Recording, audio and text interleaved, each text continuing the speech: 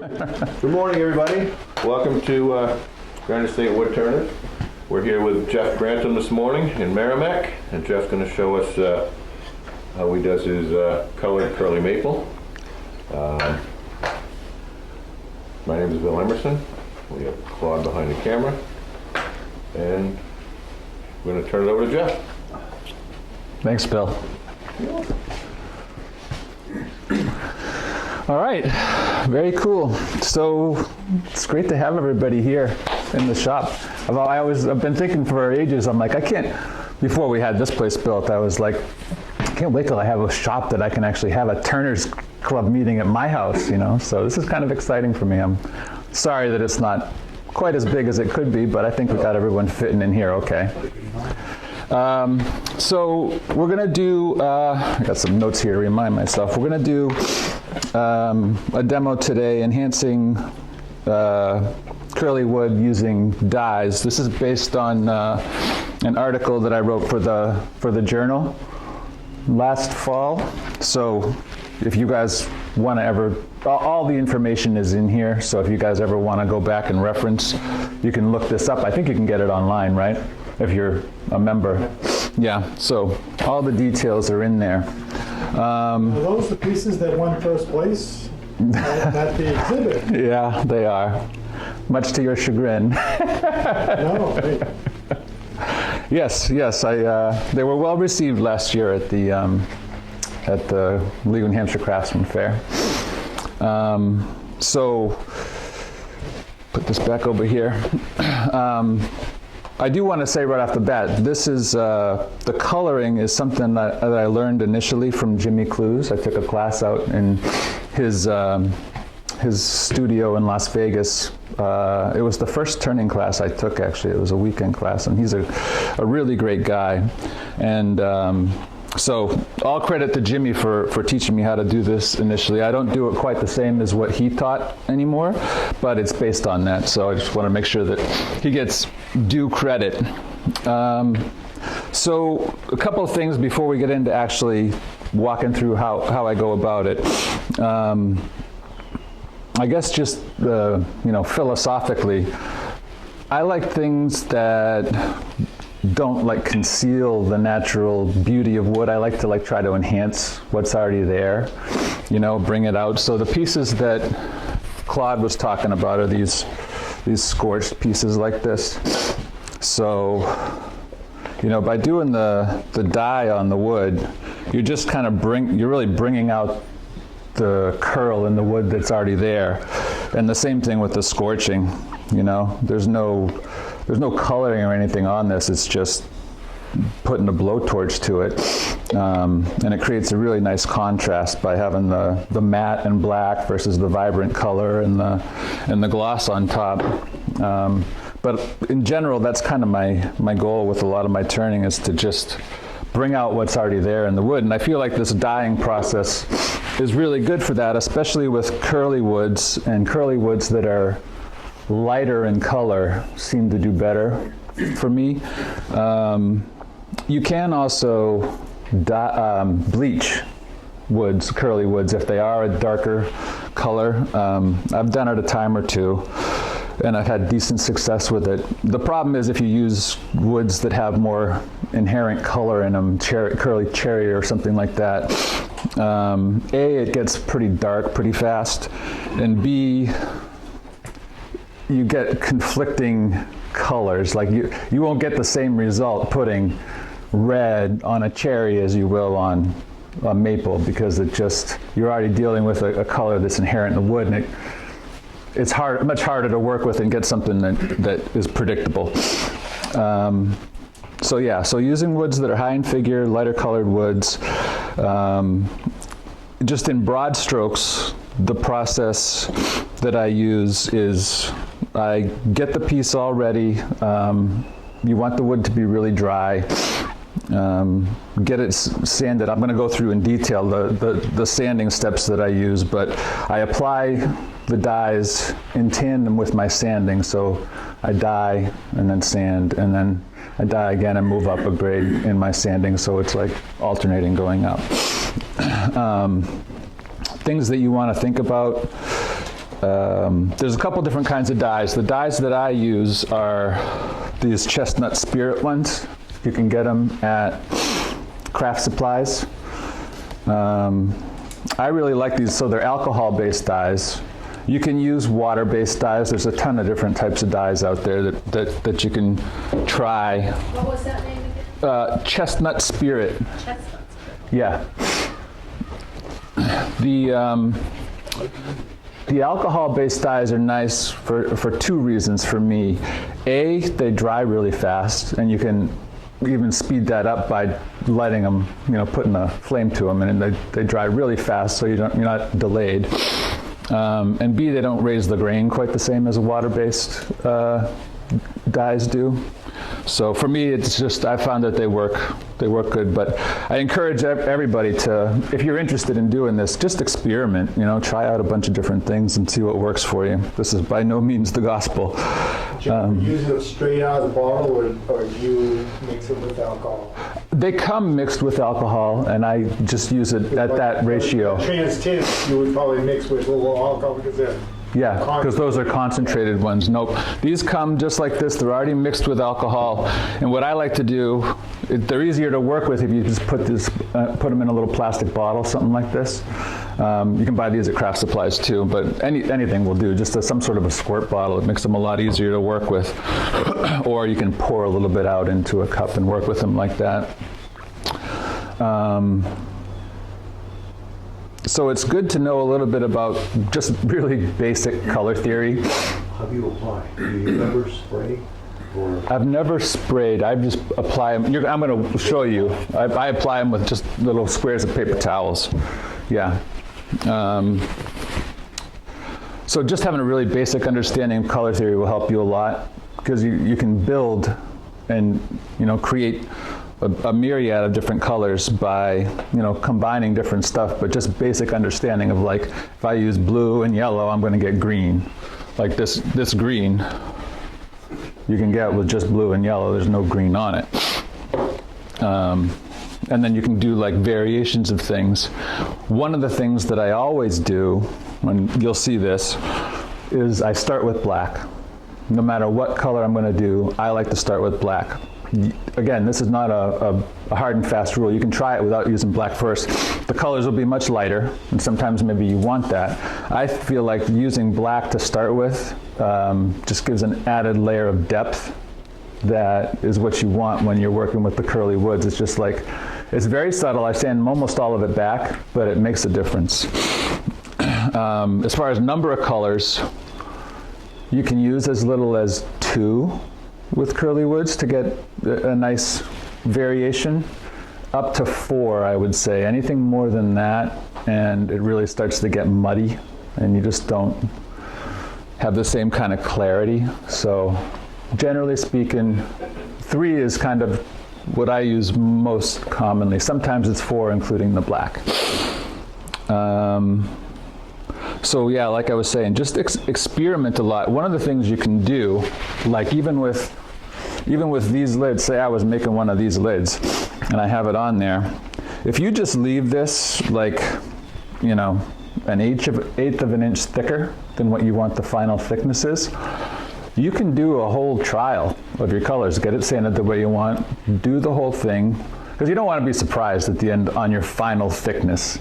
You want to know what it's going to be before you get there.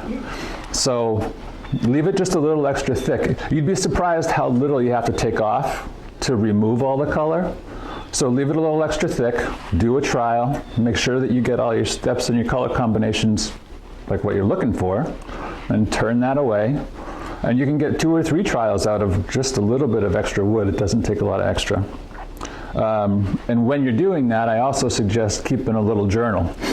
And writing down what colors and combinations work. I use this book right here, and I've got a list of all the different variations that I've made that I liked. So, because what happens is you'll do it, and you'll figure out something that you glare there. you'll figure out something that you really like, and I learned this the hard way, and then you go away and you do other things for 6 months, and then you come back to it, and it's like, how did I do that again? So it's just nice to have if you got a terrible memory like me. Maybe you guys don't need that extra help, but keeping a log of how you do it, I think, is really helpful. Last two things before I actually start going into it. One is sanding prep. So you want to have as close to a flawless surface as you can before you get started, because the dyes just enhance it. If you have tear out, if you have any tear out, it's going to show up like tenfold. So you really got to be meticulous. And so that's when having extra light really helps. Like I use, as much light as I can. This is just a regular, well, I just blinded myself, LED. And if you get it like kind of at an angle, you guys probably know this from other types of turnings, but it can show the scratches really well. Halogen lights really work too. This is a halogen light, and those help to really show off any scratches in the wood. Now I already sanded this up to 180 in preparation for this today, because I wanted to make sure we save time for the dye part. So you shouldn't see a lot of scratches on here right now, but or tear out. But having an extra light like this will really help you. I don't know, you guys have probably had the same experience where you turn something and you think it's awesome, and then you take it outside and you're like, those scratches weren't there before. It's just because you have the lighting. What are you saying? To show it. Did you say? Yeah, so when I first learned how to do this with Jimmy, he was sanding up to 400 and then starting the dye process. I'm not doing that now. I start by sanding up to 180, and then I apply my coats consecutively from there. So like I'll sand up to 180, I put black down, then I sand with 180 again. And the reason I don't really go any higher than that to start with is because I want to get rid of most of the black. I only want just a hint of it left. Anything higher than 180, it's really hard to get it out. So start with 180, and then I start my schedule after that. So if I'm doing red, I'll sand 180, I put the black down, sand 180, then I put my next color down, sand 220, then my next color down, sand 320, my next color down, sand 400, and then you finish with a coat of color. You don't finish with sanding. You don't want to sand after your final application of color. So you want to be done after you sand 400. You want that to be your final one. So in that vein, it's good to think backwards through, and that's where having that list of colors works. It helps because you want to think backwards through how many applications you're going to have, so that you put your final one after 400. So you can work backwards to figure out how to do that. Sometimes you might want to double up, do blue twice, do it, 220 and after 320 or whatnot. So, but yeah, so like I was saying before, really as flawless of a surface as you can have beforehand is really helpful. And yeah, the other thing I was going to mention was planning your schedule. Oh, and as a rule of thumb, I find it works best to go from dark to light colors as you're applying. So not starting with yellow or something and going over with black, because it'll make most of it disappear. Yeah. Is there any advantage or disadvantage to sanding finer than 400? There may be, I don't know. I haven't found any need to. I don't see scratches after 400, and I guess that would be my gauge, is, if I was seeing visible scratches, I would want to go up higher. At 320, I do still see visible scratches, so that's kind of why I stopped there. And then my finishing process is lacquer. I use gloss lacquer, and that also gets sanded and buffed to get the really high gloss. So that goes up to like 8,000.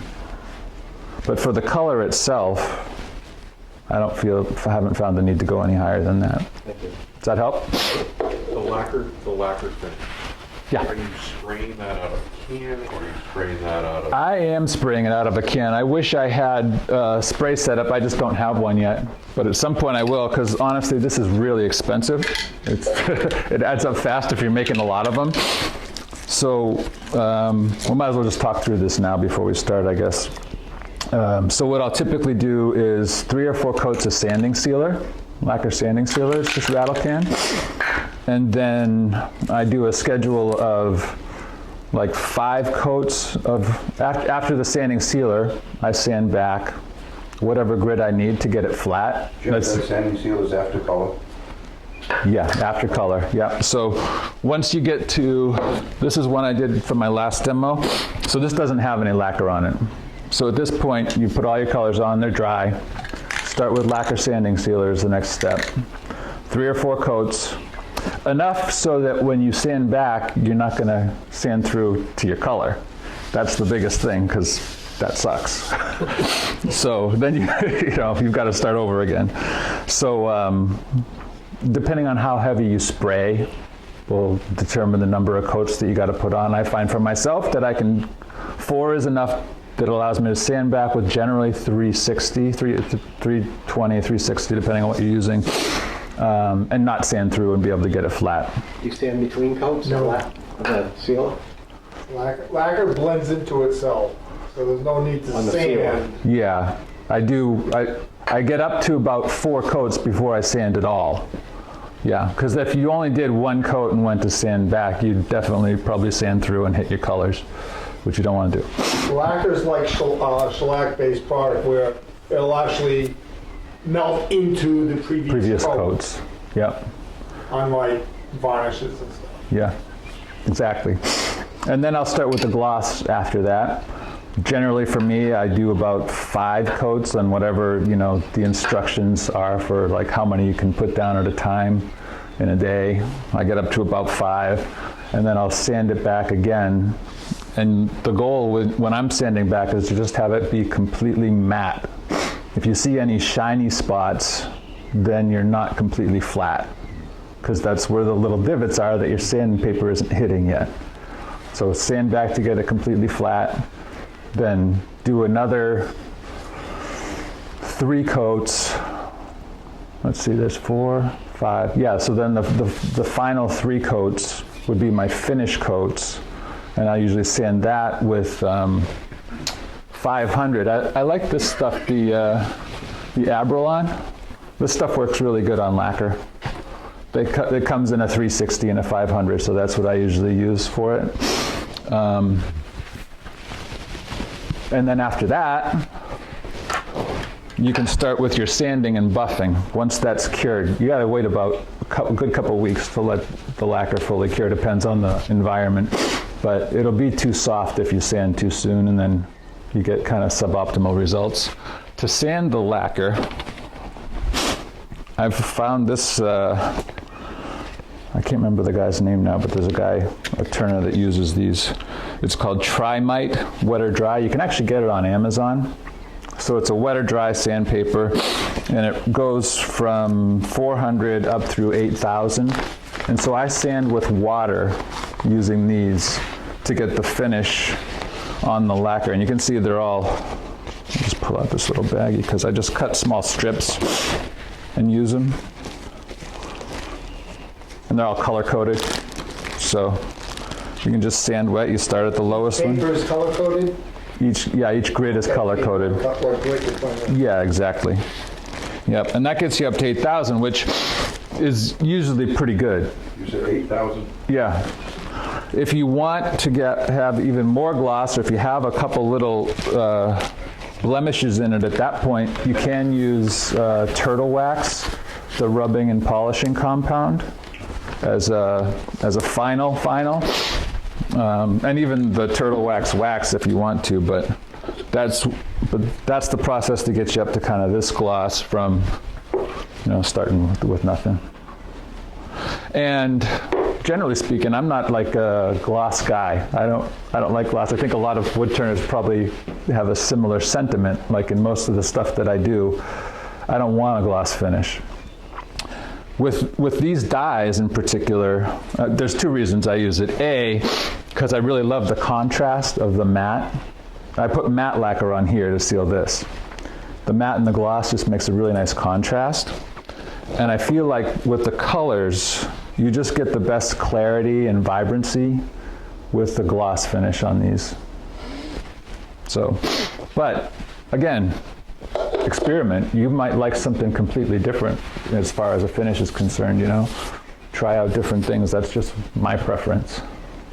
Definitely not a set in stone type of thing. The spraying is a skill in itself. It is.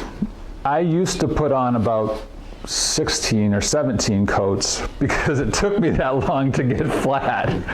You know, I'm down to about 12 now, but it's a skill in itself for sure because Not do too much.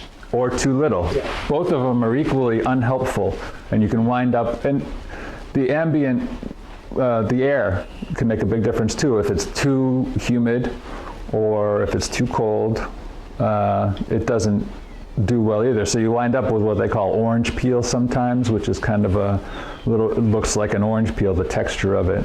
Or you get sagging. If you put too much of it on, you get a big, you know, kind of a dripish type of thing down the side. So Have you thought about airbrush for spraying your lacquer? I haven't. I don't have an airbrush, Okay, but the thing is, if you use the regular HVLP gun or whatever, time is an enemy in spraying. yeah, Okay, so with the rattle can, your time isn't an issue. right. But when you have stuff in a gun, Time is an issue. that becomes an issue because if you wait too long, then, you know, Right, things start to clog up. okay? Right. With an airbrush, you're putting so little in because you're not spraying a big area. Right. So just a, Have you used an airbrush I have a couple. with lacquer? I've used it with shellac. I've used, you know. Okay. It's So it works well? well, let's put it this way. I'm always looking for a better way. Yeah. You know, so, Yeah. you know, I am. I'm not making your type stuff, Jeff. I'm making you feel terrific. Yeah. I'm happy with the results I get from the can. I just don't like the cost. It adds up really fast. This can costs like, I think it's like $13 or something. And you'd be surprised how little you get out of it, you know? Especially if you don't take care of it. Like you really have to spray it out at the end and even clean that nozzle with some lacquer thinner or something like that so it doesn't clog up, you know? Excuse me. Jeff, are you spraying on the lathe with the pot turning, slowly turning? I don't have it turning on the lathe, but most times for the initial coats I will leave it on the lathe and I just put stuff over here to kind of protect it, only because it's just easier that way. I'll turn it by hand. So I'll be like, I'm not going to spray this stuff today because it would kill you, but you know, it's easy to be able to rotate it like that as I go, but I don't do it with it actually turning. At the Upper Valley Club, they asked the same thing, because I guess some people do that, and maybe it works well. I just haven't tried it. It might work great. I don't know. I do turn it on afterwards sometimes. Like at the slowest speed, I just put it like that and let it go because it kind of helps everything to level. I made a thing to. Of course you did. Vacuum truck in the Wow. finish application. Yeah. So. That's awesome. If you're not doing it on the lathe, I would suggest doing it in a well-ventilated area if you can, or where I've got that mask specifically for spraying lacquer because it's nasty stuff. And I have a tent that I put up. I'll set it up on top of that table with a turntable that I can put the pieces on so that I can rotate them as I'm spraying them. And the tent kind of keeps it contained. It's still not ideal, but I don't have a whole, spray booth, so that's like the poor man's spray booth. Even if I spray lacquer in the garage, and and have the doors open. The wife still smells it in the house because my It's garage is attached. It's nasty stuff. It is. Yeah. And I used to not even wear a mask doing it, which not a great idea. Shiny ones. Exactly. Okay. Does anybody have any other questions on the general process before I jump into this? Your sand is always hand sanding? I do both. For this particular, I try to avoid hand sanding whenever possible, quite frankly. For this stuff, I find that it's helpful to hand sand at the end of each grit to make sure I don't have any concentric lines. So and normally, I'm going to walk through all this stuff with you so you can see. I don't usually use these inertia, that's the word I was looking for, yeah. But for this particular application, it works pretty well for me. So I'll usually use the inertia. You could use a random orbital, something like that if you want to, or even an electric. I wouldn't use an electric. I take that back. Because it's just too aggressive, really, you know? You have to be kind of delicate with it, other than with the black. Sometimes with the black, you might want to use something a little more aggressive because you want to get as much of it off as possible. But so I'll use this first, and then I'll go back, take the sandpaper off, and just go like this with the grain to make sure I don't have any patterns left behind. So this is a nice piece. Any other questions? Good? Type of wood, you said light wood, Yeah. and you said dry wood. Yep. And so, does it have to be KD, or can it be air dried over It time? could be air dried over time. And can you go to burl? Can you go to quilt? Can you go to? Yeah, I would think absolutely. Yeah. And if it has more color in it, like I was saying before, you could try bleaching it too. You know, use the 2-part bleaches to take some of the color out, and then, you know, your figure will still be there.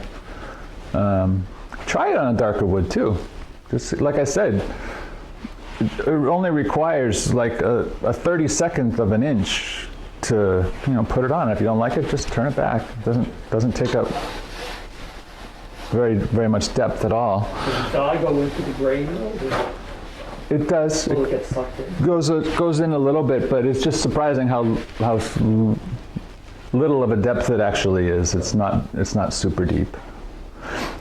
It's kind of interesting because there's a Sam Angelo, the Lamb Turner on YouTube. He makes his vessels, and he often puts spirit dyes inside, and then they seep through. If you put enough on, box elder, typically what he's doing, but if you put enough on, it will seep through. I had that happen on this lid actually. So if you have something that has pores in the wrong place and you put it really heavy, it actually seeped through on here. You can see there's little dots, which really bummed me out. But by and large, that doesn't happen on these woods. So, but that's interesting. I would imagine he probably has to really drench it to have it seep through to the outside. Yeah. No, I've had pretty good luck turning it back with not having to remove a lot of wood.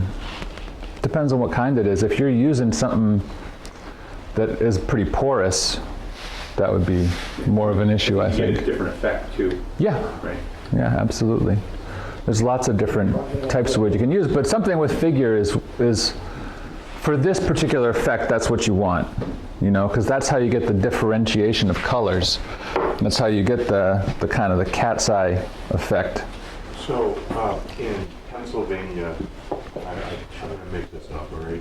In Pennsylvania highboy furniture, sometimes you see this real ribbony type maple that they use, and they always stain it with that mid-brown stain. Yeah. And the wood sometimes looks bruised.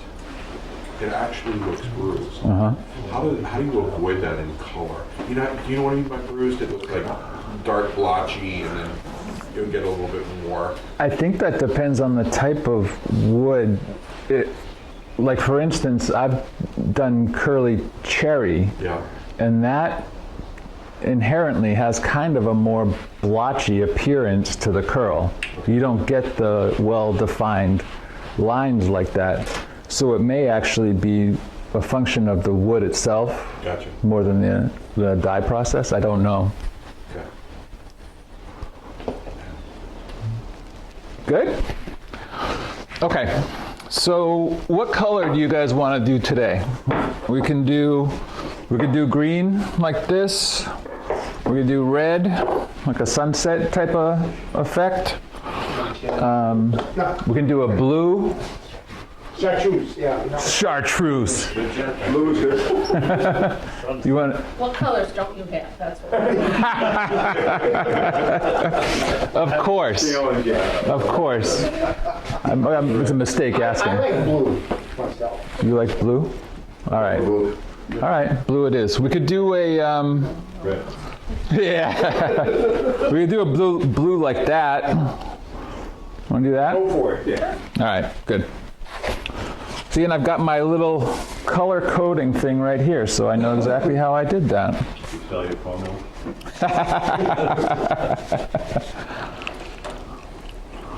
now? Okay, so for that one, we used,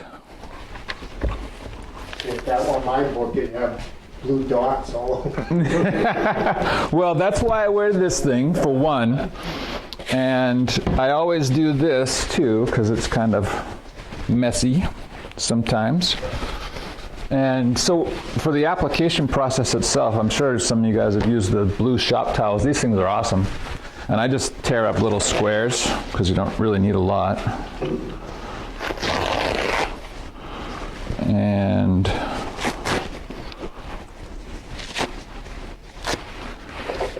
just another one of those things, like, might as well save as much as possible. You don't need a big square of it. And I fold them up. So like I said, this has been sanded up to 180. So that's how I would start. And we're going to start with black. You start with gloves first? So that Yeah, I was just waiting for you to put them on. They're right here. Thanks for the reminder. It's funny when I'm doing a lot of these, because this is something that I've done like batches of before, and I'll actually have like a glove for each color. I have a black glove and a blue glove and a red glove and an orange glove.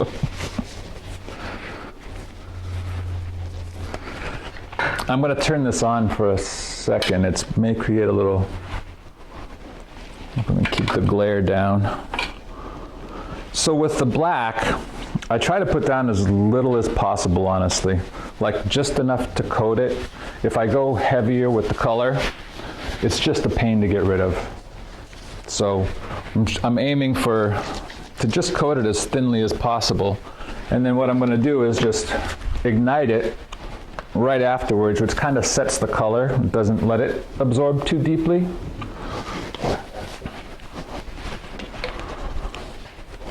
I'm not recommending anybody light their shop on fire. So, and I just like to spin it by hand and just. What was that? It said no acetylene torch. Right. Only wrong with You want it to be as even as possible, but also light as possible. So. And why spin it by hand rather than turn it the lathe on? Because I'm sitting here. It's it's just a kind of a sense of control for me. I just feel like I can. Man, you should have brought your raincoat. I feel like I can just control it that way, so it works for me. I think I missed a little right on that edge up there.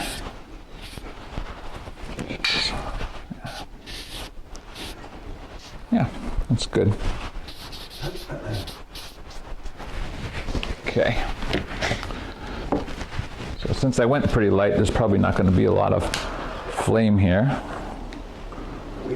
If you go heavier, it'll torch up pretty good. But Can you get the same effect with a heat gun? well, this burns the alcohol off, so I'm not sure you could. I mean, it might help it to evaporate faster, but it wouldn't be quite the same effect, I don't think.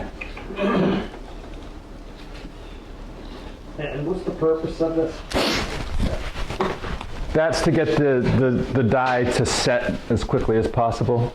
You get enough flame from that. Have you ever tried like a, Accidentally no, the little torches that you can use for soldering and stuff. Butane. It's fine for me. Honestly, I just went really light with that. Like with a normal application, you would see it kind of catching on. But I just didn't put enough on to really pop. Because you just want to affect the alcohol. You don't want to, with the torch, you might burn You could. the material. the Yeah. wood. Yeah. I just want, you don't need extra heat to get alcohol to light. So it works pretty good. He doesn't like Christina. Not a piggy bond. Part more sandy.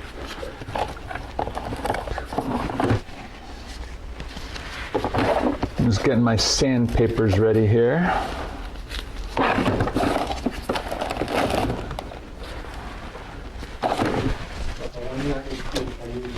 I'm also just letting that sit for a minute or two to make sure it's dry. Jeff, you said that you would sand it to 220, your base, That's 180. 180. Yep. It's kind of a compromise for me of like, 120, there's still a lot of scratches still in there, and that can tend to show up a little more in the dye. 180, you get less of that. I'm still able to get enough of the black off to be happy with how much there is left on there.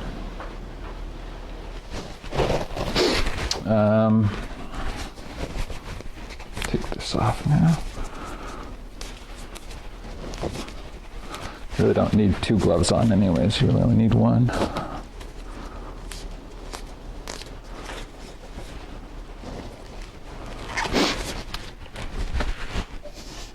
It's completely dry. You'll know too when you go to sand, like if it's still wet, it gums up your sandpaper pretty quick, so.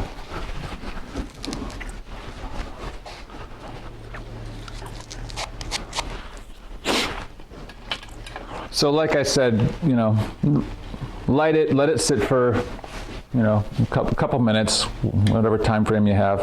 And then I'm going to sand heavy with 180 again here to get rid of 90% of the black and just leave a little bit of highlight. I greased this thing yesterday, so hopefully it'll cooperate. Oiled it. Is that okay like that?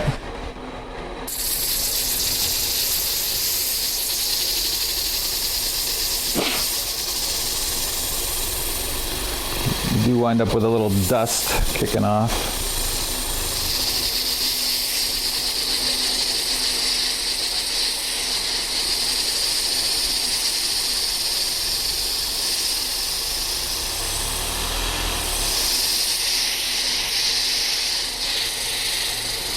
Never really rotates right in the center very well.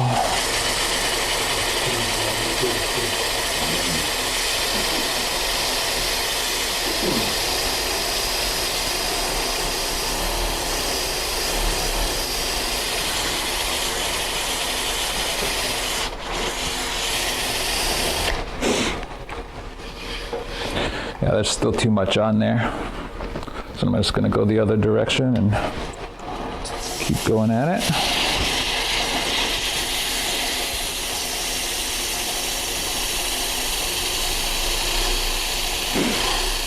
And then this will definitely require some sanding by hand as well afterwards. So apologies to you guys for the dust.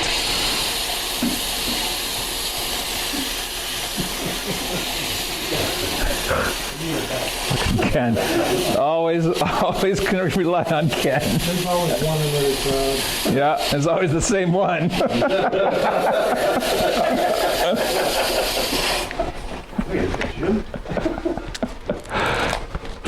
Yeah, that's looking better now.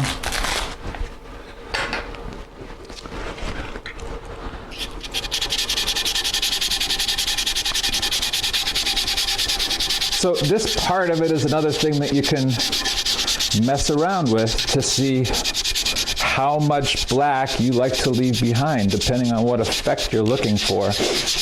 Like, you know. You're not standing with the grain. I am actually. The grain runs perpendicular To the curl. figure? Yeah. Oh, Yep. So I'm standing with the grain, not with the figure. that's what I've always done wrong.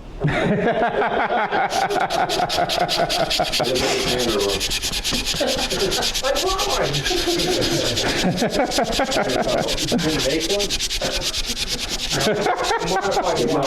He did modify it. Of course. I don't think Ron has any like out-of-the-box tools in his shop, does he?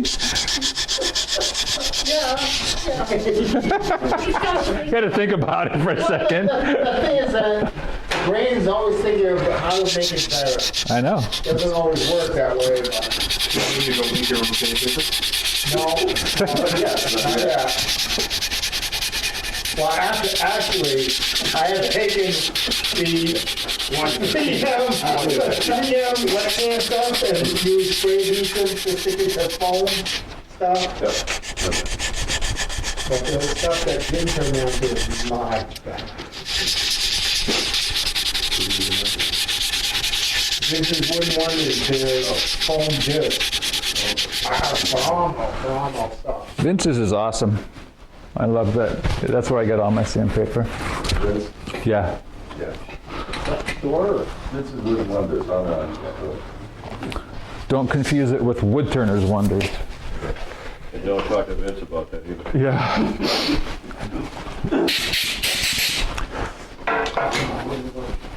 So that's a little bit darker than I would normally leave it. May take off just a little bit more right over in here. Medium is a thin thing, and all is like 4 minutes thick, and all the other ones are half inch thick.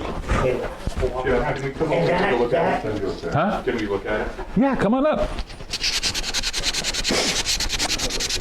I mean, you know, so it's funny. I mean, I'm sure it probably seems to you like, you know, why did you even do that? Like, there's nothing left on there. There's very little left, but it's surprising how much of a difference it'll make at the end. I want my tools, but I'll spend $8 on sandpaper.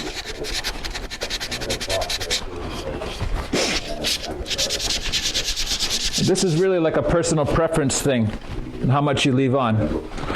To some degree, it depends on what colors you're using too. Like with a blue, you may not want to leave as much because blue's already really dark. So you're using it to add depth, almost create like a base shadow effect almost? Yep. Yep, Exactly. left over? Yep. Makes sense. You won't see the black at all at the end. It'll just look darker. Yeah, I can see how that will add a lot of depth. Exactly. I like that, just with the... Yep. Phil Irons does this exact same. That was the guy I was trying to think of. He's the one that I saw. He uses this paper. Yeah, he makes those like vases and stuff. Yeah, and I was, we're turning worldwide. They've had 2 symposiums so far. Yeah, And on the first one, I watched him do. he does some beautiful stuff, huh? Yeah. I think he uses like different colored. Some of his woods aren't like light colored; they're darker before he dyes them. Basically, with the dyeing process, you can make something that's fairly bland, very, very attractive. Yeah, but I think he primarily uses figured types of stuff too, whether it's burl or whatnot, right? Because that's really what gives you the. If you don't have figure in the wood, figure's what makes the dyes absorb at different levels and rates. And so that's really all we're doing here is kind of using that to our advantage to get it to, that gives you that variation. And without that, you're going to have a homogeneous color. It's going to be really just one color. So you get that nice variation. Anybody else want to look at this? That's good. I think I'm going to leave it right there. I think that's good. So with that out of the way, the colors that I use for the blue, Chestnut Spirit has something they call royal blue, and then something that they call blue. I don't have the bottles out here. I'm sorry, Jim's interrupting me. So if you're using the Chestnut Spirit brands, they have a color called royal blue, and then they have a color called blue. This is what they call blue, which to me looks like teal. So that's what I call it. But there are two variations of blue, and that's enough to give you the differentiation. So that's what we're going to do to make this this blue color. The royal is really much darker. I think it's got more red in it. I'm going to do the royal first. The darker colors first, and then go to lighter. Exactly. You got it. My job is done. So then if you were to put a red on it, it would turn out a purplish color? Exactly. Yeah. Yeah, which I've done before too. If you did like a blue and then a red. The purple's hard because it gets really dark really fast with those two combinations. They actually do sell a purple. I have it right here. And I think I have one in here that I did purple on. I remember that. Mandatory when you're like 7 years old. It was kind of like a plum, this one. But this one was done with blue and red and then white on the top. You do both things at the same time, right? You didn't do the little knob and then the other one at different times. I did, because they're two different pieces of wood. I mean, you didn't do one and then immediately afterwards do the other? I make the lids first. 3 weeks later? I did these totally separate after this was already done. No, it's really coming The recipe. Yeah, this is a blackwood knob with a little insert cabochon is what I call them.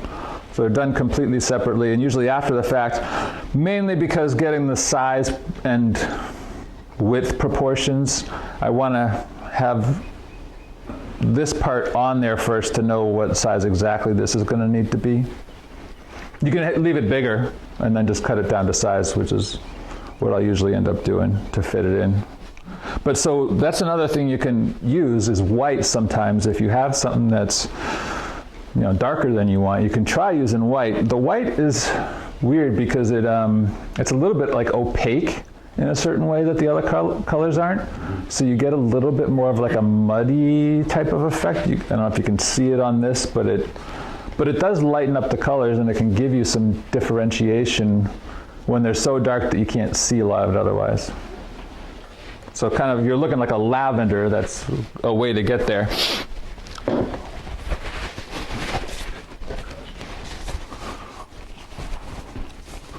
And there's just, I think they have like 8 or 9 different colors in total. They have an orange, they have a green. You can make those yourself. If you're really into it and you want to buy them, you can, but you don't have to because you can make them yourself by mixing red and yellow or blue and yellow, Okay, so. And these guys are very well, for color fasting, they don't they don't fade over time. Yeah. They say that they're color fast. Most of them do say that. And my experience has been that the colors stay pretty well. Somebody was showing me something they had made, but I don't think it was with these ones, but they actually did an experiment and left half of it in the sun and the other half not, over the course of like 8 or 10 years or something like that. But you could see a huge difference. Yeah. I can't imagine anybody would stand up to UV for that much time. Yeah, I mean, anybody that's buying one of these, I will say, probably best to not leave it in direct sunlight anyway, just to be on the safe side, So I actually need to sand with 242, I forgot that. So in this particular recipe, to be putting on my last color after 400, I need to sand with 220 here as well, which will help me get rid of just a little bit more of the black.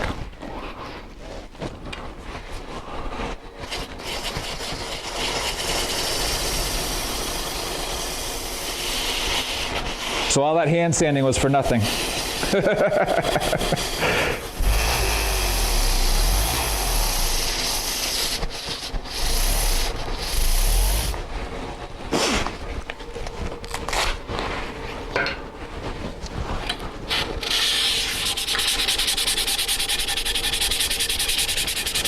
This should go fast now. Yeah, the hand sanding is not something that I really would choose to do, but I've tried doing it without the hand sanding, and usually there's hints of concentric patterns that I just am not happy with, so I choose to do this as an extra little step.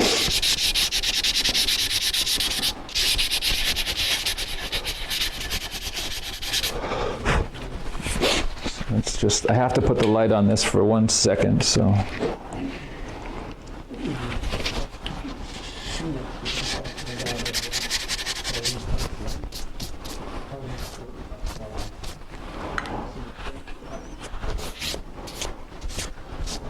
Sometimes it's just dust you're seeing and not scratches. So.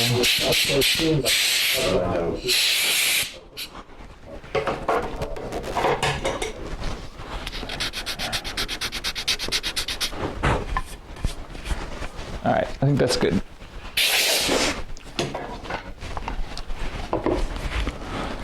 Okay, so new color, new piece of paper towel, and our royal blue. So this one I'll go a little heavier with.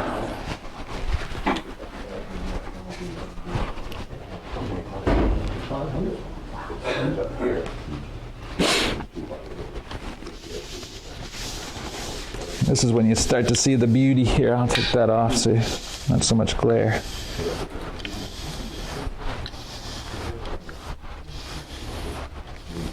God, that's awesome.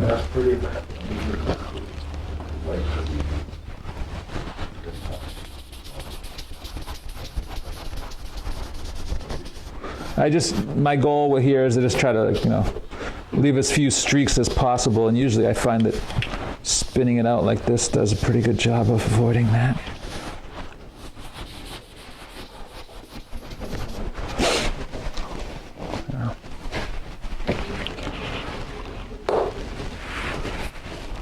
And I'm not going to light that one right away. I'm going to let it absorb a little bit before I do that.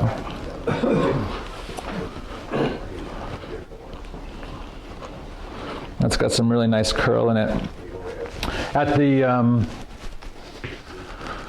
meeting we had at Goose Bay Lumber, remember that one? I saw they had a beautiful board of curly maple up there at the time. And I ended up going back a couple weeks later to go get it because this is a piece from that. Oh, no, they still had it there, yeah. So I was running thin on it. Just have any more flame to it? Now you can see it lifting up a little bit there now, so you know that's getting the alcohol. Yeah. Can you do this after every dye application? Yep.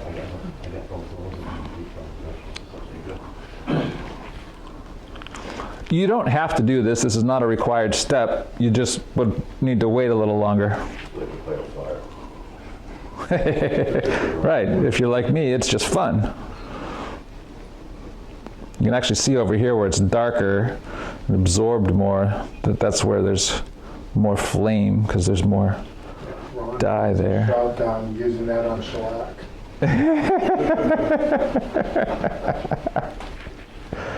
So do you see evidence of the black there someplace?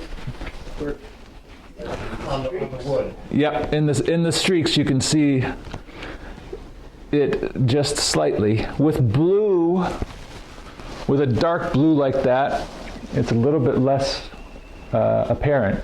But like I said, you're not gonna see black. It's just gonna be a variation of darkness, an extra variation of darkness that you get. The dark blue.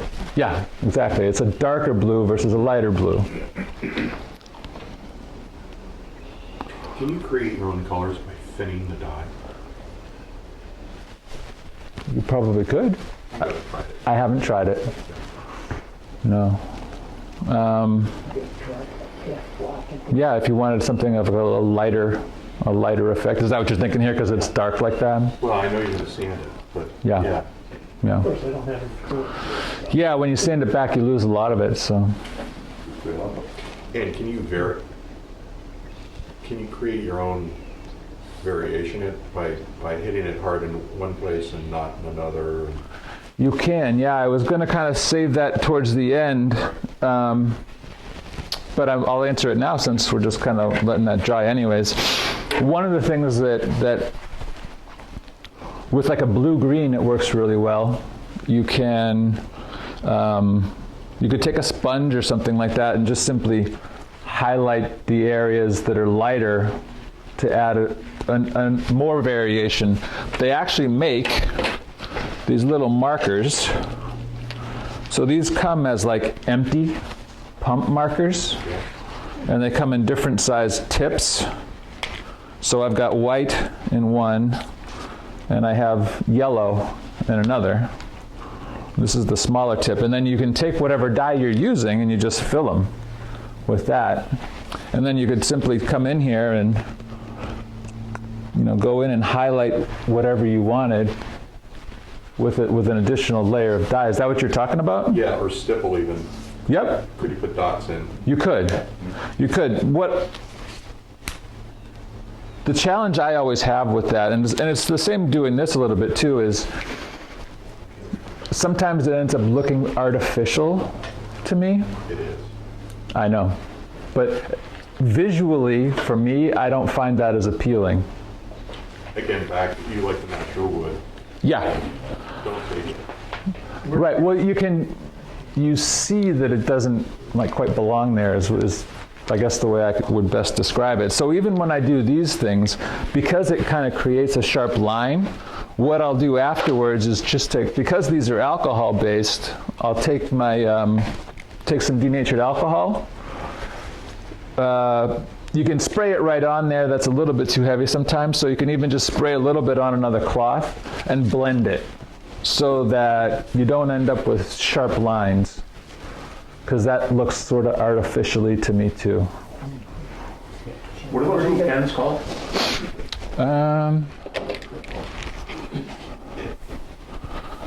Molotov, M-O-L-O-T-O-W. All right. Craft Supply have those too? Yes, yep, that's where I got them from. Like I said, there's a couple different tip sizes available, and they come empty, and you just put whatever dye you want in there. Should be dry. Yeah. All right, so now we're up to 320 because we sanded 220 already. Oops.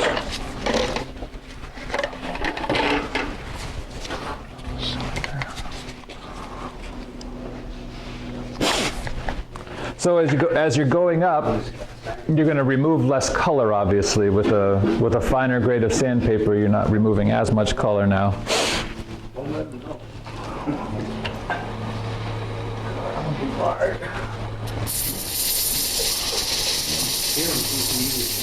Thank you. Ron's trying to modify the tools again. Cut some more. What grade you got on there now? This is 320. Yeah. And I don't want to take as much away at this point. So it does create a lot of dust. So I sand with what's the word again? Inertia. I don't know why I can't remember that word. Yeah. So I don't sand as long because I don't want as much color going away at this point. So, but I will go ahead and do this. And then by hand sanding here, you can kind of control how much additional color you remove. You have to be careful at the edges because it's easy to sand more at the edge where you don't want to. One of the other things that creates a cool effect, I haven't done it here, but you can like sand more at the outer edge and less in the center, so you get an effect where it's like darker in the center and it works its way out. It's lighter on the outside. That's a really cool effect too. Or vice versa if you wanted to. And you can create a nice kind of a blended look that way, where it's concentrically working out from dark to light. I would do that over like a stippling effect more if you're trying to get more variation. So did you ever try like a distressed area where you're standing more like on the center third of that? So it's like almost a worn look. You understand what I'm saying? No. I don't think I understand what you're saying. If you took, Like milk paint when you sand through, makes it Oh. distressed. did just like right in here, just on part of it, I mean, just out of curiosity, but it's another, like you said, it's another challenge. It's nothing different to try.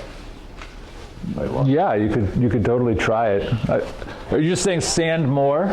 Right, in an area, so you're almost. So there's almost worn no. look. Yeah. So there's very little color. Correct. Yeah, I haven't tried it, but it could create something cool. Yeah, like what Claude said, with milk paint, I've done that, Yeah. and that yeah. creates a really neat effect, especially Try it today. black on cherry. Black on cherry looks really cool with milk paint. When you do that, you get kind of like almost like a coppery patina-like look.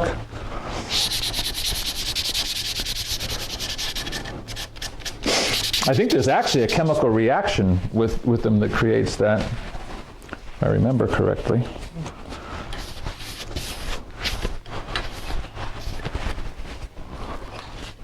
That's pretty good.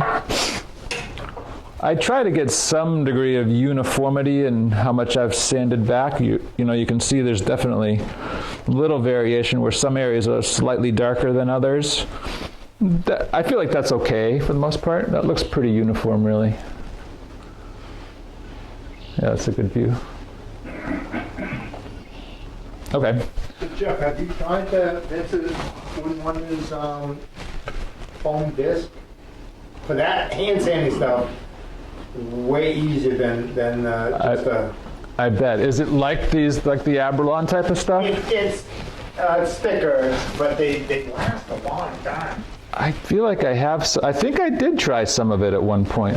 Oh, it's this stuff here, right? On that idea, but it Is it the Ceasoft?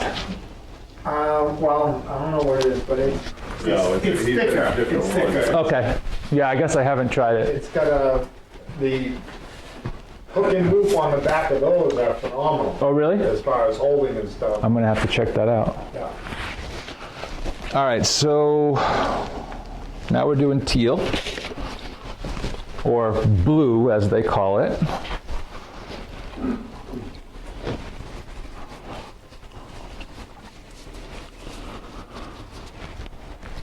I don't really know if it's necessary to shake these or not, but I always do anyways. I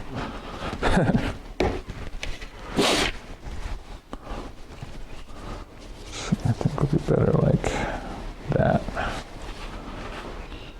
So I just kind of saturate the cloth. I have it folded over a few times.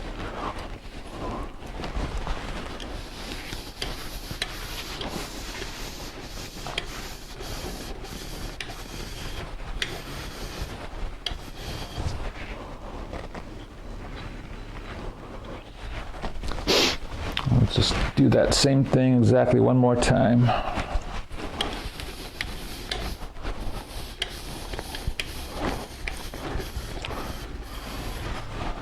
Because the royal blue is so much darker than this, it's still, you know, a bit on the darker side. With this recipe, I do that teal and sand it back with 400, and then I'm going to do the teal again as the final application. You can see how different it looks now as opposed to before I sanded that. You had that really flat kind of muted look. That's why you don't want to finish with a sanding being your last step, because you don't get the same effect at all. Jeff, after one or two applications, you find the pores get sealed up. Yeah. Don't take anything more. It's not that they don't take anything more, they take less. Part of the sanding helps with that. The sanding, that's part of the reason that I went to this process versus sanding all the way up to 400 and then doing all the coats successively. The other thing, I didn't mention this before, but the chestnut spirits have 5% shellac in them. That prevents the absorption. So you almost have to sand back between each coat for that reason alone. Are you gonna light the teal on there, or? Yes. Let it be the... Yeah, no, I'm gonna light it. I don't know if we'll get anything fun out of that or not, but.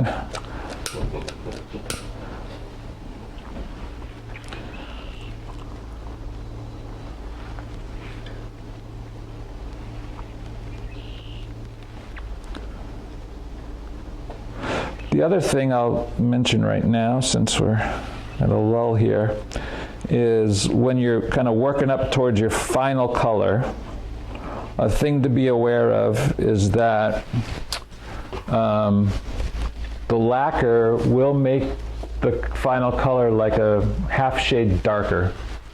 It's clear, but I don't know if you can see. These were done with the exact same steps. And you always get a little variation, but hopefully you can see that this is darker than this, and that's just from the lacquer. So if you have a certain color in mind that you're going towards, you know, keep that in mind. You want it to be just slightly lighter with your final color application than what you really want, because the lacquer will do that. How many coats of lacquer is that? 12. Yeah, 4 sanding sealer and 8 gloss. With sanding after 4, after the next 5, so at 9, and then after 12. Are you gonna show how you get the dark red around the outside? Yeah, that's actually, so that's something that's really good. So many times you're worried about how you're gonna keep a clean edge, right? Like you can actually see I've got bleed out here. So there's a couple different things you can do about that. One is, if you're able to, you could just turn that back, right? You could just, you know, after you're done dyeing, if you just come in with a straight cut here, you get rid of all that color. But what I do with these lids, to get the black on there, and that's kind of nice. If you know you're going to do something like that, you don't have to worry as much about being a little bit sloppy. Where do I have those things? I think they're in here, yeah. There's a company that makes, it's actually Faber-Castell, that makes India ink pens. So this is just India ink in marker format. So, and they have different thicknesses of them. I actually have one over here that's, do I have one? I guess not. These little 4-packs go from like fine to really wide, and they have one that's like a wedge shape. This is the bold. This works okay too. I'll do this. I'll just keep it on the lathe here and spin it like that, and you have to go over it a couple times usually to get it kind of really be solid, but that gives you that clean, crisp finished look. Not scorching the edge of the lid. No. No. I am not.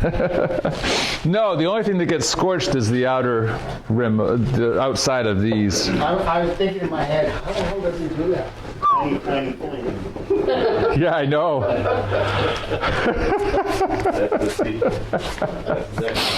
All right, so this feels... 400 right now, right? Yes, I am on 400. I was just putting the 320 back on there. Good catch. Because we already did one coat of teal. Nobody's paying attention. I know, my mind's wandering. All right.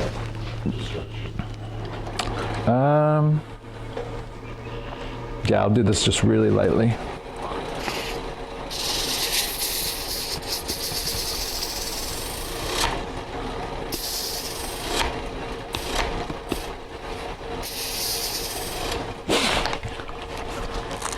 I really just want to take the lacquer off here, the shellac, excuse me, and not a ton of the color. Because I'm at 320, it's already not going to be too much of an issue, but as I work up in the grits, I sand lighter and less as well. So the final application of the teal color will just be kind of a highlighting. reinforcement of the coat that we already put on there. And you can do that in your schedule. Like if you want to emphasize one color more, like I could have done 2 coats of the royal if I wanted to kind of make that be the more predominant.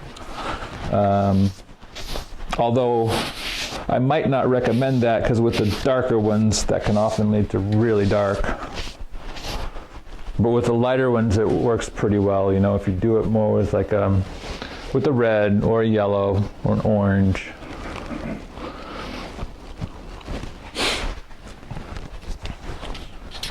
So yeah, we'll do one more with the teal. If you want, we can mess around with the markers afterwards if you guys want to, or we can just leave it like that.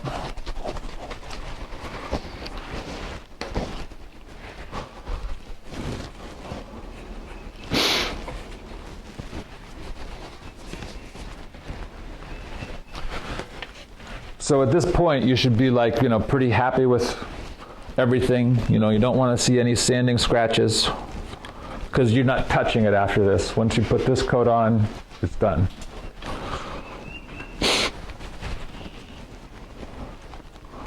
Have you ever tried to keep the colors separated? Like, I don't know, blue in the center, orange in the rim, something like that? Blending them together, yes. Not like a harsh, strict border. Yeah. But yes, blending them, you can absolutely do that. And that's kind of what I was saying before about with darker in the middle and lighter to the outside. You could actually do that with colors too. Like, do a red, or let's say you're doing like the sunset one might be a good one for that. You do it all red and then only come partially out with an orange or something like that. Or you could start with the black and only have it really be heavy in the center, and that would make a pretty cool effect, I think. So I don't light this last one on fire either. I just let it sit. You can kind of like go back and touch up certain areas if you feel like you need it, just dabbing at this point. Or if you take like a little makeup sponge, those work good to kind of work in, any of the lines. It looks like there's the section's like at 3 o'clock right now. Right here? Look, it's darker, yeah. Yep, it is darker. The wood. It's on both sides if you can. It's darker there too. It's a little bit heavier on this side, but that's just the nature of the grain of the wood. And it depends on, your personal preference again. If that aggravates you, you could try to fight it. I tend to just go with it. It's part of the character of the wood, If you fight it, it gets worse. Well, yeah, a lot of times that happens. Again, it kind of goes back to the philosophy. What is it that you're trying, the end result you're looking for? To me, that's just part of the wood. It's in there, so it gets highlighted.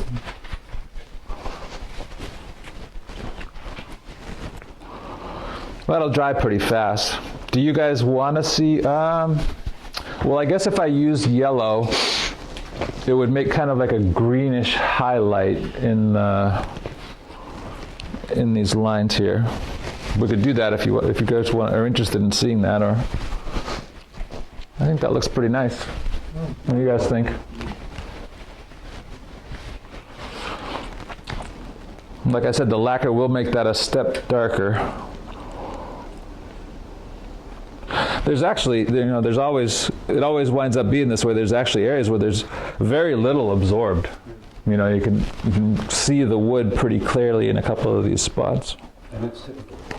That's typical. Yeah. I know you like lacquer because of the contrast. What other options do you have for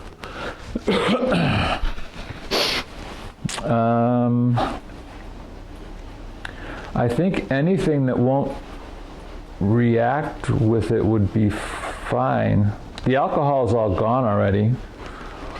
So I would imagine you could, any type of polyurethane or Danish oil type of thing would probably be fine.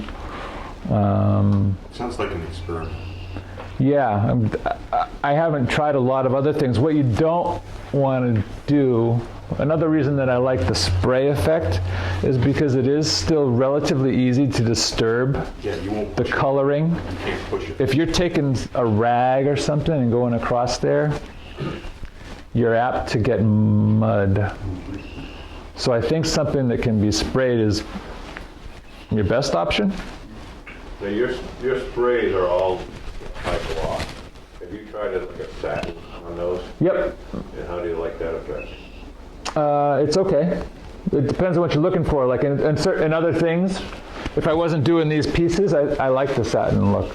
It's nice. Have you tried a satin on those pieces? Just like Yes, it just doesn't do it for me. Does it affect the chatoyance? It affects the clarity Okay. All right. because there's flattening agent in it. That's how you get a satin, and that flattening affects clarity. Is there a particular brand of spray plotter that you prefer? This Magic Masters Magic, I guess it's called actually. Masters Magic. And again, this is available at Craft Supply. The other brand that I find is really good in general is Mohawk. Mohawk makes good stuff too. Get those okay?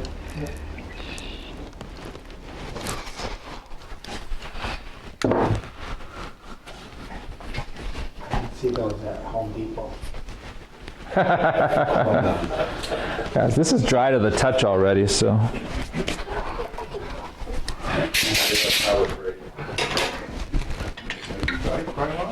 Have you ever tried Krylon? Or is it just, On these ones, no. I've used it a lot on other Deft? things. Or Deft. Yeah, Deft. You could use Deft. I've never had as much luck with Deft. Deft, I struggled with a little bit. Maybe it was my skill at the time, I'm not sure. Probably not. Maybe you want to pass it around?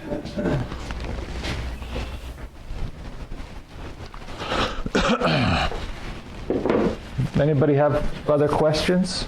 Or anything else we want to look at? Well, I want to mention about those sanders I brought, but you know how you have the eraser type things to clean belts, sanders, and stuff, sanding abrasives? Yes. Have you, just something, if you're getting sandpaper to build up with stuff, I Yeah. use a very stiff plastic brush, and it cleans it really well. Okay. And your sandpaper you're talking about? Yeah. One thing I learned about sandpaper, use it like somebody else bought it. yeah. I've heard that same thing before. Yeah. It's a tough nut to swallow. It is. And I always wondered, like, okay, so what is that line exactly? Like, how Don't worry about it. if you're questioning it, throw it away. It's just expensive. It doesn't become finer. It's almost like, Yeah. do I sharpen my tool now? Yeah, it's already time. If you're asking the question, then it's time. Can you show us the detail of the cover, the edge, and the inside, the back of the cover, the inside of the cover? On the lids here? Yeah. Yeah. So this has a carved blackwood finial on top. The one downside to the gloss is that you get that glare. That it's so glossy that it creates that glare in the wrong certain types of light. And then here's so this gets sprayed with the same lacquer that the top does. This is India ink on the edge here.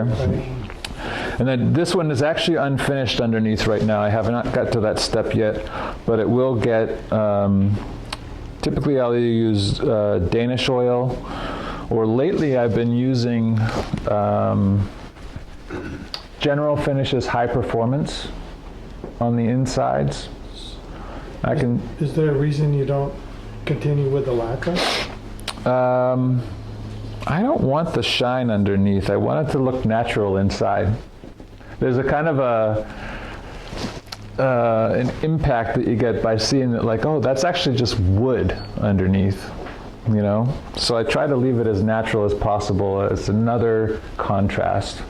And that's why I like it's particularly so on the insides of the ash bowls. The high performance doesn't change the color at all, really, and it leaves just a very natural look to the wood. So this doesn't have it in there yet, but that's, when I finish that, it'll just have a slight bit of gloss, but the color remains almost the same. And that's what I really like about it. And you seal that too, or just put the high performance in? Just the high performance. It works as an all-in-one, and usually takes about 3 coats. It's a water-based urethane product. That's general finishes? Yeah. And the bottom of the pot is again natural wood. Natural wood, yeah. So when I scorch, I actually leave it on the chuck when I'm scorching. And then I hollow out the inside afterwards. It's like rough turned.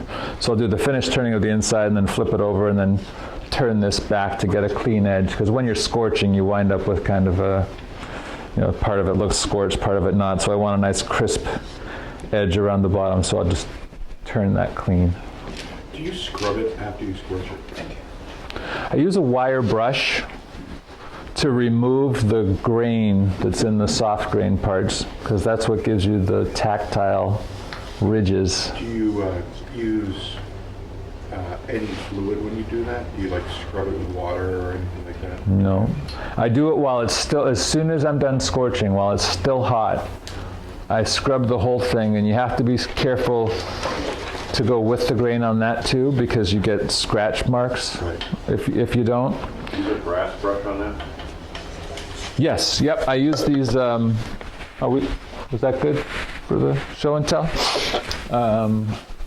I use these types of brushes. You can see all the char on them, actually.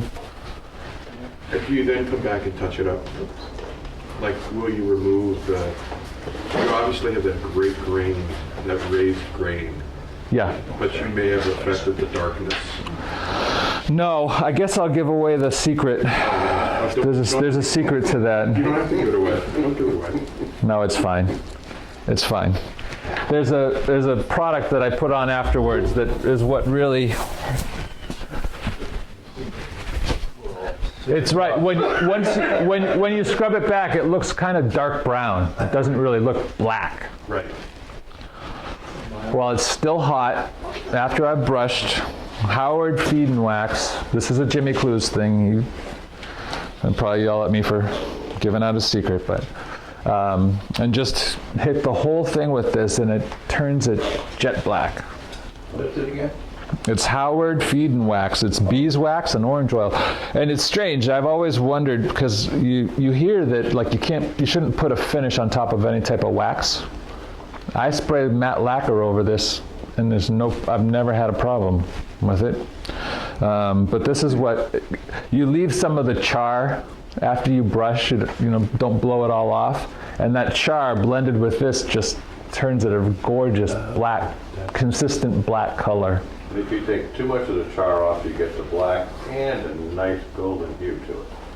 Yeah, we're specking a building right now with, what's that, Shoshozebon Yeah. siding. Yeah. And there's such a variation that you can get in it. Yeah. And they wet it down and scrub it wet. Mm-hmm.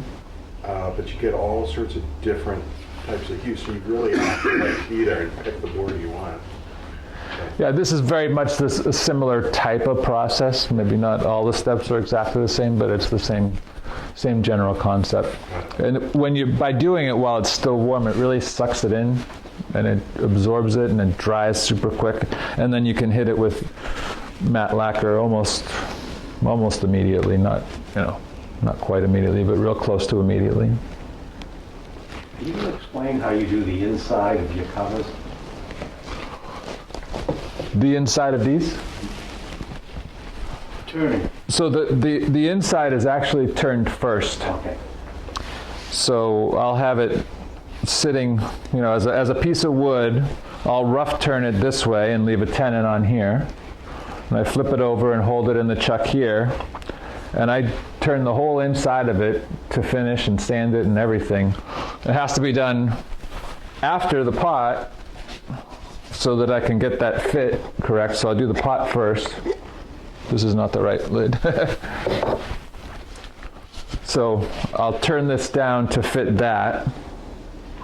And then I do a dovetail on the inside of this edge right here. That's a dovetail actually that my expanding jaws can hold. So when I flip it over, that's all done and I can turn the outside and do the dyeing. See the dovetail there? Yep. There you go.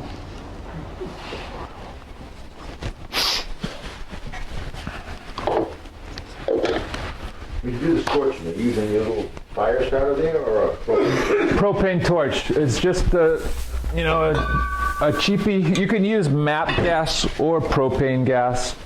I haven't found a lot of difference. MAP is obviously hotter than propane. The biggest challenge that I have with scorching is not cracking them. If you go out back in my junkyard back there, there's a whole heap of failed attempts because it cracks. It cracks. you were scorching before you hollow? I rough turn them, Yep. and here, let me go get a couple examples.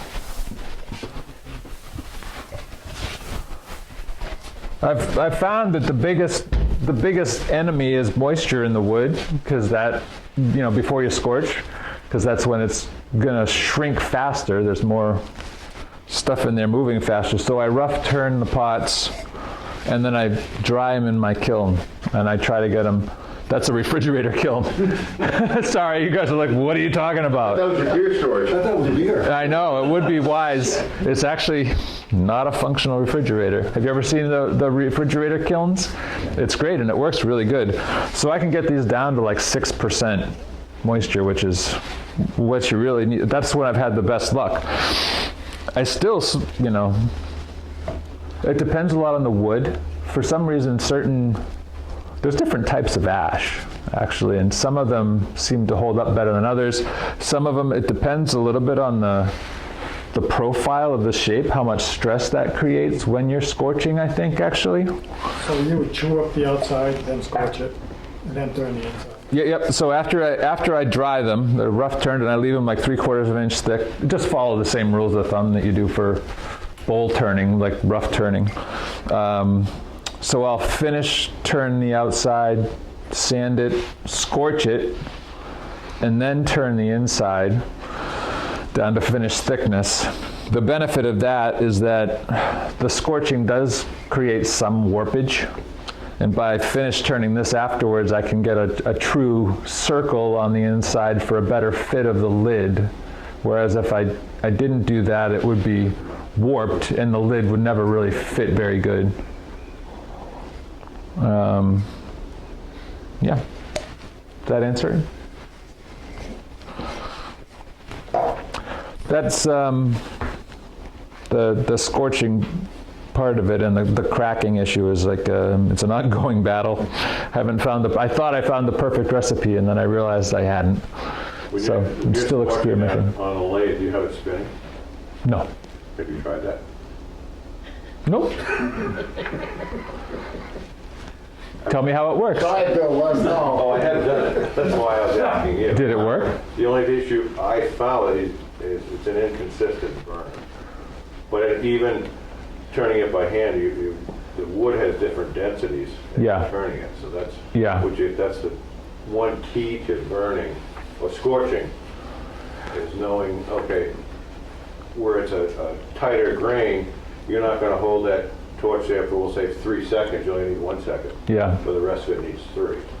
Well, and I think that, maybe having it rotating would be a benefit, because you are getting a more even heating process. Well, the cracking often happens, I'll have it on the lathe, and so I'll start down at the bottom here, because I feel like scorching from up here would create more tension.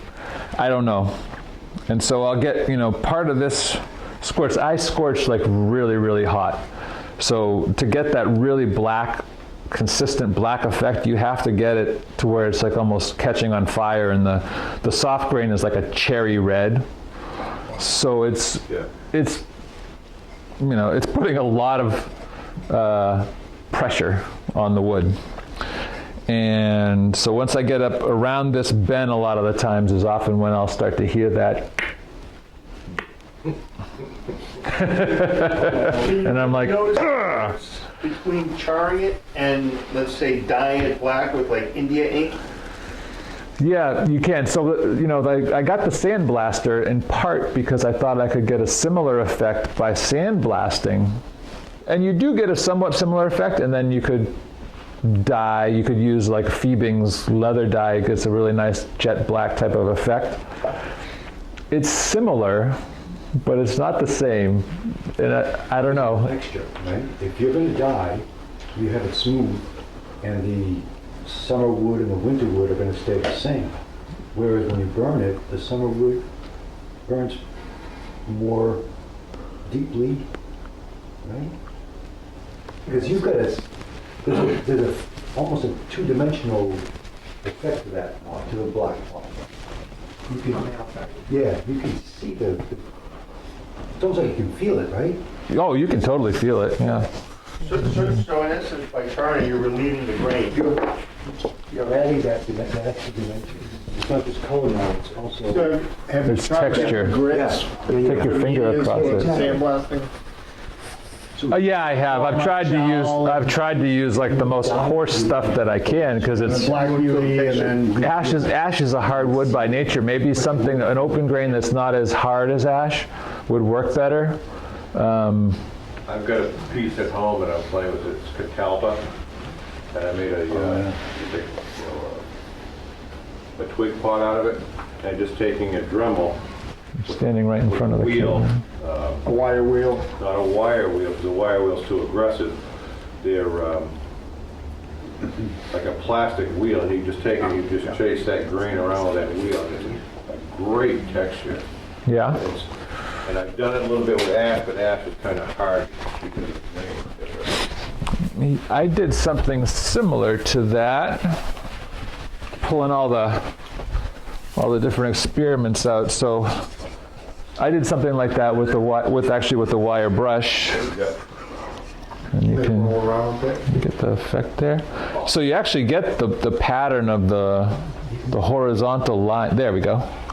Now you can see it, and it does remove some of that soft grain, and you also get a horizontal pattern to it, which I thought was kind of cool.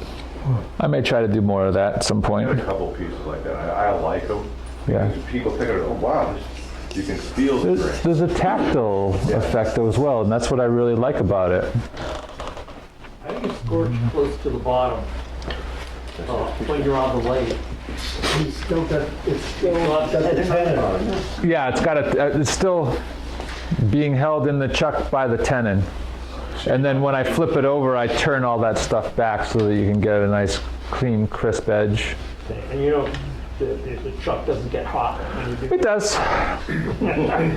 I've wondered about whether I'm doing damage to the jaws or not. I don't know. Are they able to handle that heat? Yeah. Well, Yeah. it's not like you're actually heating the jaws. I'm not. Transfer. But they get hot. Well, they're not getting 1200 degrees. Right, Yeah. which is, I thought I was going to be safe. The other thing I do sometimes that helps to keep it away so that I can have a little more distance between the chuck and the body is the O'Donnell jaws. Have you ever used those before? No. These are awesome. So it's just like a regular jaw, but they stand off, an 1.5 inches or something like that. So these would mount on your chuck just like any other jaws would. And then you can have that extra distance between the chuck body and your piece, which allows you to have more working access to the underside, which is really helpful for a lot of things. What do you call those? O'Donnell jaws, yeah. So just to close the loop on the coloring. Yeah. I know you explained the finish in the beginning, but just to kind of go over it again. Yeah, sure. So after this, thank you, Claude, for keeping us on track. Loop on it. Yes, we'll close the loop. So once you get to this point and you've let it sit for, just to be safe, let it sit for an hour or two at least. Let all the colors finally set in. The first thing you want to do is get it sealed up as quickly as possible. So I will use the lacquer sanding sealer. Any kind of lacquer sanding sealer I think is fine. It doesn't matter too much. These are just easier to sand back than the gloss lacquer is, and it serves the same purpose. It seals it up. So about 3 or 4 coats of this, enough so that when you sand it, you won't go through it and hit your colors. You don't want to do that because that will ruin the surface of your piece. So 3 or 4 coats, follow the directions on your lacquer, whatever it is, about how much time in between each coat. Sand it back with whatever grit you need to get it to flat again, which for me is usually about the 360 grit. You may have to go lower than that if your spray application is not as great. So, but basically what you want to see is like no shiny spots left. You want it to be all a consistent, that's what I mean by flat. If there's little microscopic sort of bumps and valleys, then you'll end up with shiny spots, and those will carry through as you put more coats on. You'll never get a really flat surface. So sand it back, then apply about 5 more coats of gloss lacquer now, following your schedule for how frequently you can put, how many coats you can put down at a time. Sand that back to flat again, and then do your finish 3 coats. If you end up having to sand away a lot of that lacquer after the first gloss application, you may want to do additional steps. It depends on how flat you're getting. Ideally, what's going to happen is between each set of applications, you should be able to move up in a grid of sandpaper so that you're not having to remove as much and it's becoming progressively flatter. And then your final 3 coats should be able to be sanded with no lower than 400 grit. And that's where the wet sanding starts. So for me, it ends up being with the sanding sealer and the gloss lacquer, it's a total of 12 coats. 4 sanding sealer, 8 gloss that's broken up 5, and then 3 for the finish application. Let it cure for however long it takes. It could be 2-3 weeks, depending upon the environment that it's sitting in. And then you can, if you're happy with it, you don't have to do this step at all. It depends on how shiny, glossy, perfect you want. I do the next step of the wet and dry sandpaper. I sand wet with water. These are called Trimite wet or dry. I buy them on Amazon. They come in sheets and you can cut them up into little squares. It starts with 400. That's why I said you want to be able to get up to 400 grit, and they run up through 8,000 grit. So you just do a sanding schedule, and I usually put them back on the lathe for that. It's the easiest way to sand. And by the time you get done with that, I sand them with water. You should have a really nice surface. If you want to take the final step of getting the super gloss, you take turtle wax. Turtle wax buffing, it's rubbing and polishing compound would be the final 2 steps. I think I actually have some in here. Yeah, there we go. It's actually a car product. Rubbing and polishing compound.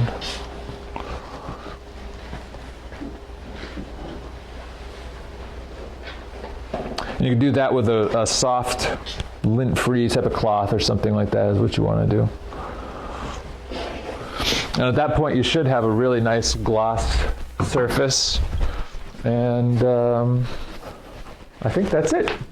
Have you ever tried doing the lacquer direct on rather than the sanding sealer first? Sanding sealer's got a lot of additives that are going to, reduce the Yep. color or the transparency. I don't think I've done it. I think I've usually used the sanding sealer first, but maybe I'll try that next time and see if there's a visible difference in it. You said it dimmed it down some. So Yeah. that may be the contributor. Yeah. Jeff, Good would a point. wheel buff system be too aggressive? I was just going to ask about that. I've used the Beal buff, well, only with not nearly as many coats of lacquer. You're right, it tears right through the color. I think it might, Buffing the lacquer you're talking about. yeah.